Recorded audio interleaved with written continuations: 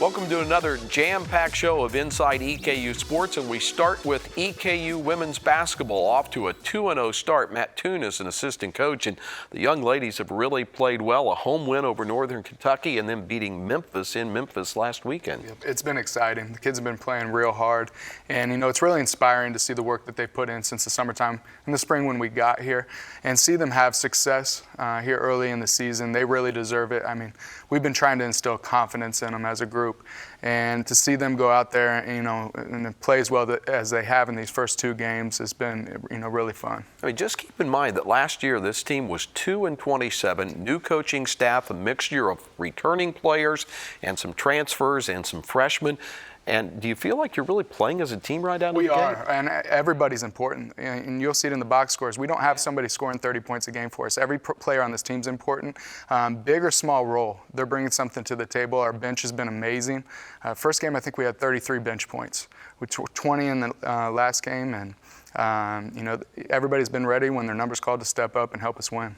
And it has been game on in the fourth quarter, and that's where EKU has shined. You came from behind against Northern, and then you scored 30 points of your 63 in the last quarter at Memphis. Yep, it's great to see.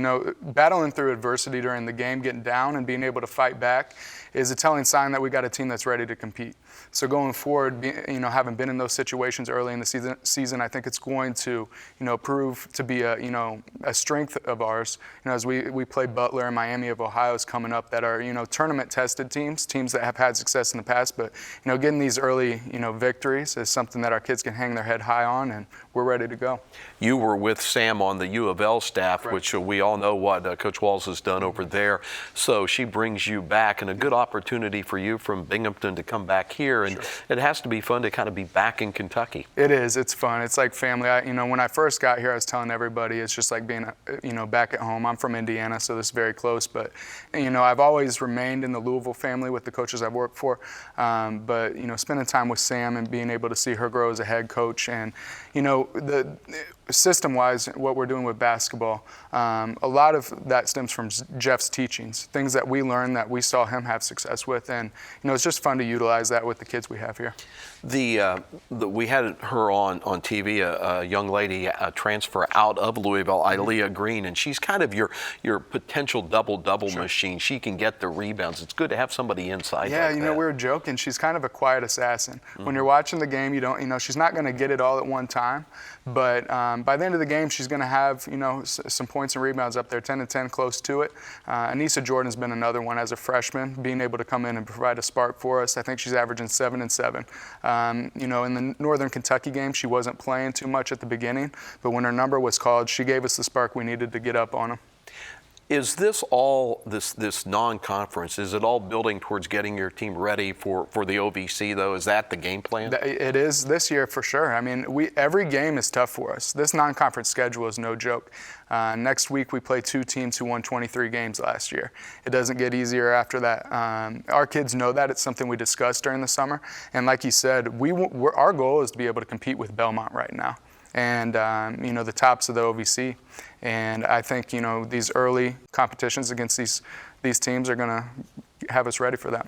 Well, your next one up is Butler, and you and I both grew up in Indiana, so you're going to a Shrine. Yeah, it's going to be Hinkle Fieldhouse. Enjoy it. Good luck against the Bulldogs. I appreciate it. All right, Matt Toon, an assistant coach with the women's basketball team, off to a 2-0 start with wins over NKU and Memphis. As we said, up next, the Bulldogs of Butler. That game is on Sunday at 6 p.m. Don't forget the Colonels will be back home next at Wednesday, November 20th, a 7 p.m. tip-off against the Red Hawks of Miami of Ohio. When we come back, we'll switch to men's basketball. A.W. Hamilton will join us.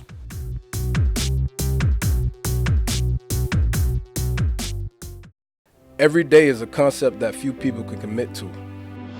Every day requires a level of dedication that forces you to test your limits. Every day I'll give back to the community because I draw strength from their support. Every day the sounds of your cheers will echo through my mind. Knowing that you have my back means I can always look forward. Every day I'll be too tired to sweat and my bones will ache. Every day will provide me with the slight edge that I need to succeed. Champions are built every day. At Eastern Kentucky University, we recognize greatness starts in the classroom. But it doesn't end there. You have to get hands-on, get real-world experience, and discover who you are meant to be. Be a crime fighter. Be a visionary. Be a colonel. See what you can be. Visit go.eku.edu/colonel. It's a big week for EKU basketball. Western Kentucky in town on Friday night for a 7 o'clock game. And the 2-1 Colonels of A.W. Hamilton. What have you learned through these games so far about your team? Yeah, listen, Stotzy, I thought against Chattanooga, we handled adversity great. You know, we're down at half. I know you posted some sort of stat or record when we were down at half last year. It wasn't good. We come out in the second half, go on a 15-0 run, and we guarded the heck out of them in the second half. And, you know, I thought we played extremely well in the second half. So I was proud of them for that. And then we turned around on Friday. We played the #1 team in the country, and we didn't handle it very well, you know, and was disappointed. And I know the kids were hurting because they wanted to play better. But listen, I'm going to be the first to tell you, Kentucky's got a very good team. They really do. They got some older guys. They really guard you. They got a good team. But you had a lot of self-inflicted turnovers as well. I mean, we've just got to play, smarter basketballs, more solid defense? Where's the improvement got to come? Well, you know, we start the game and, you know, we turn it over 4 out of our first 5 possessions. And it was just jitters and playing in there in front of 20,000 and the guys being a little bit too excited instead of just stay calm. Let's be us and let's get into our offense. Let's move the basketball from one side to the other. So we didn't do those things, but listen, it was such a great film for us. It's so valuable that we've got that now. You talk about getting somebody's attention. I've got their attention now. And, you know, they bring out, Kentucky's good enough, they bring out all your bad habits. And so it's good that we can fix those right now. I was over at practice, the first practice after the Kentucky game. You really focused on defense. Yeah, and we do pretty much every day, Stotts. You know, but we got to get better, and we know that. And it was a fun practice. Well, I know you enjoyed it. I did. It was intense, and sometimes a game that you get beat by can turn into a positive. And I know you hope that is a positive come January and February. You've touched on that. We've seen you've had to deal with the Broughton injury. He's not back, but working his way back. You hope to get Balogun some minutes as the season goes on. Michael Moreno as well. So you're still kind of trying to find out who's going to be able to play, what position they're going to play. I mean, this is a long work in progress through November and December, right? It is, and we're still young. We still got a young team, and we basically, right now, we're starting 4 sophomores. And but I'm proud of what we're doing. Listen, Michael Moreno, he's coming off a foot injury and he's getting better, and I'm able to play him more and more. Peyton is progressing. We'll have him back at the end of the month. And Tyreek is, you know, you saw he was back in action on the court on Tuesday, so he's going to continue to get better. As far as the next game, Eastern Western, I mean, that's something like almost 200 games they'll have played. They have 6 kids on their roster from this state. EKU has a college record among the teams that play Division I basketball with 7. This is a game we ought to play, and it's going to be a tough challenge because they have 4 starters back, loaded with Mr. Basketballs. I mean, this is a pretty good team coming in here on Friday. They got a great team.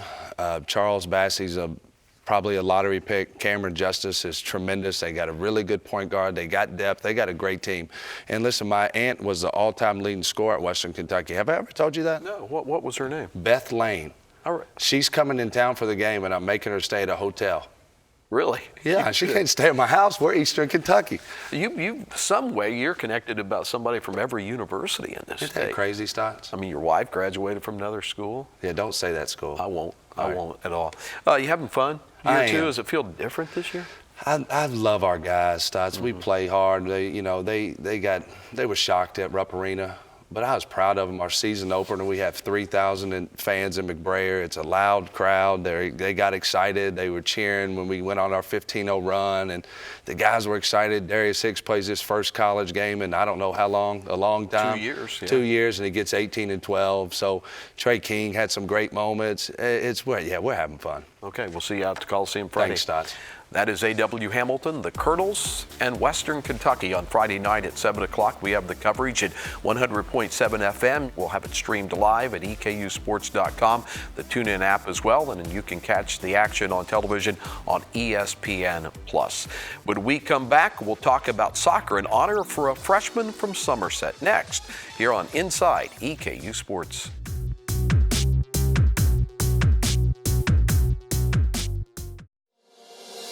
We are more than just athletes.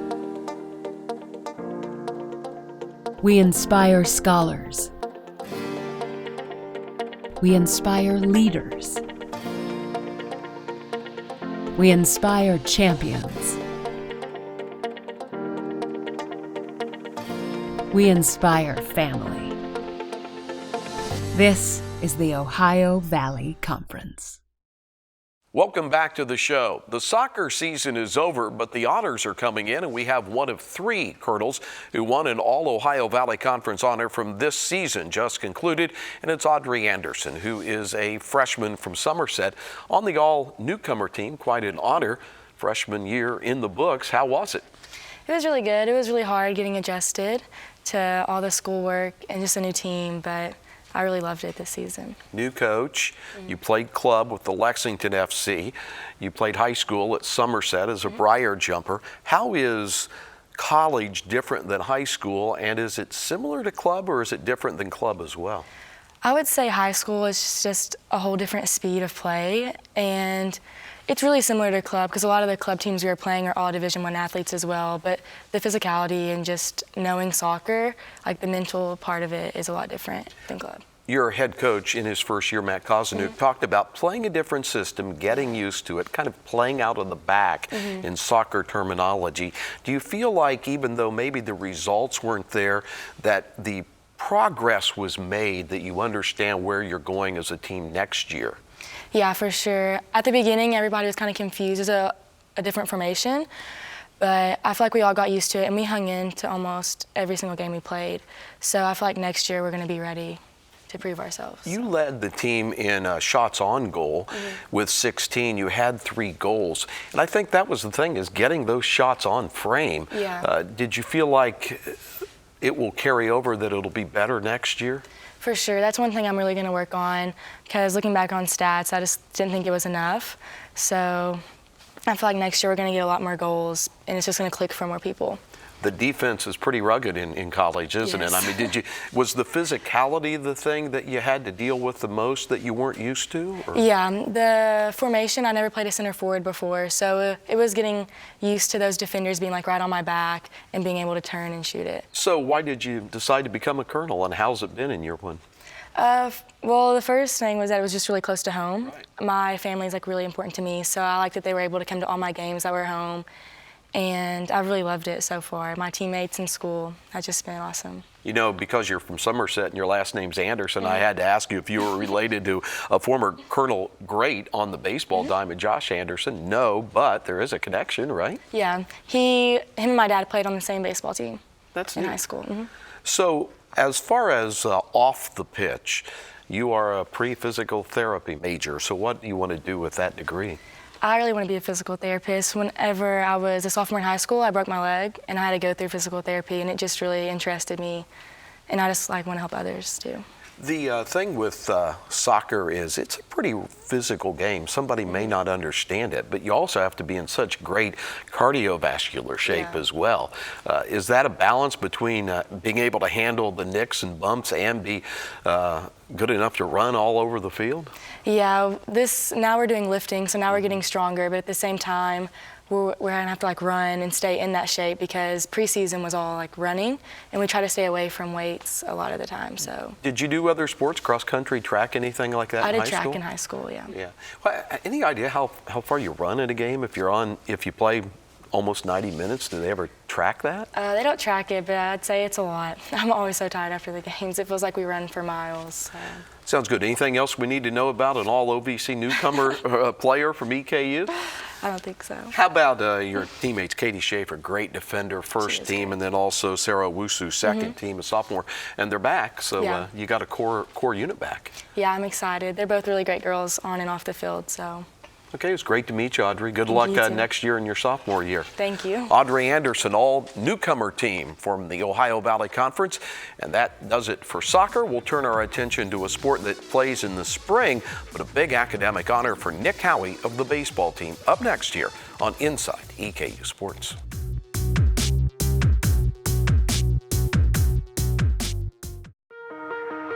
At Eastern Kentucky University, we recognize greatness starts in the classroom, but it doesn't end there. You have to get hands-on, get real-world experience, and discover who you are meant to be. Be a rising star. Be a hero. Be a colonel. See what you can be. Visit go.eku.edu/colonel.